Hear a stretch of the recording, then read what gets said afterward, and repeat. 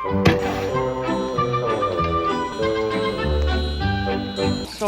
we're going to start right in on it from the beginning. You can see that there's a little bit of scum on it there, and just skim that off. I'm not going to take the time to skim it all off because it still has a good flavor. And then we're going to put in 2 tablespoons of Italian type tomato paste. And then we're going to put in about a teaspoon of dried thyme, and then stir it all up. I read this method in Gourmet magazine. Now, none of this you have to do, but I think it's 5, but keep looking at it until for about half an hour. And then we're going to put in a bay leaf. And so now we're going to brown them in our bacon fat. And we just let them brown a little bit. They're not going to brown terribly thoroughly. It's just to give them a little bit of color. I'll put in 2 bay leaves because they both fell in. They should just be very slowly simmering. See, just like that. You see, you can keep several things going at once here.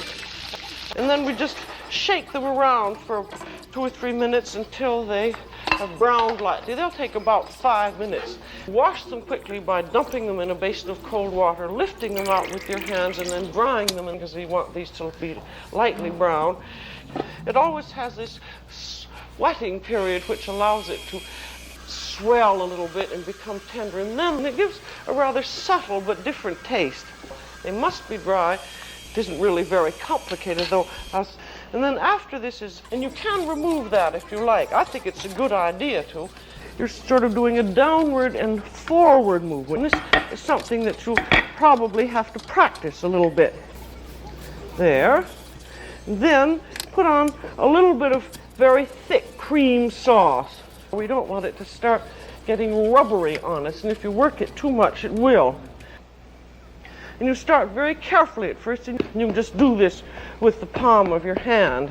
You know, a lot of people get awfully mixed up, and they get sort of confused. But I think that if you have an explanation of how it works and why, that you've got sort of half of the battle won. So, and it doesn't make any difference if it's a little bit rough, and you'll see why later on.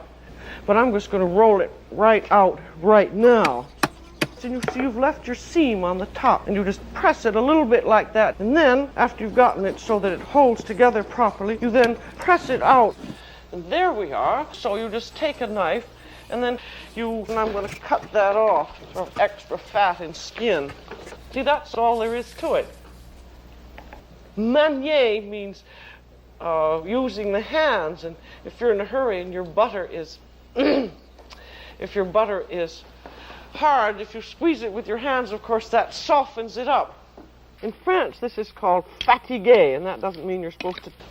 And then pour the sauce over it, and then you just beat your beurre manier into the sauce, because it would be silly to go to all this work without being absolutely certain that it had a perfectly delicious flavor to it. You can make the most fancy things. There's 2. That's a little bit more than 3. And there's pepper. I would like to use a pepper mill because the pepper is much fresher tasting.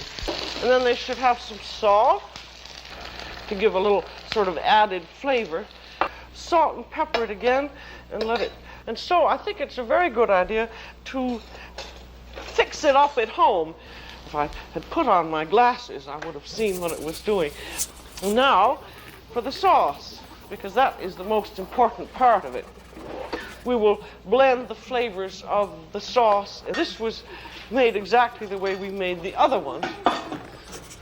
But I made some ahead so you can see how they'd be. And this is something that you don't have to do, but it is rather fun to do so.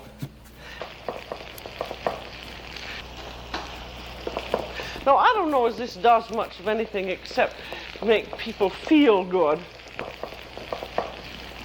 because I'm not sure that it adds anything to the taste, but it's just sort of fun, and it's part of the classical recipe. So now I'm going to serve it to you so you can see how it'll be. Get a nice... And there we are. That's very good. So that's all for today. This is Julia Child. Bon appétit.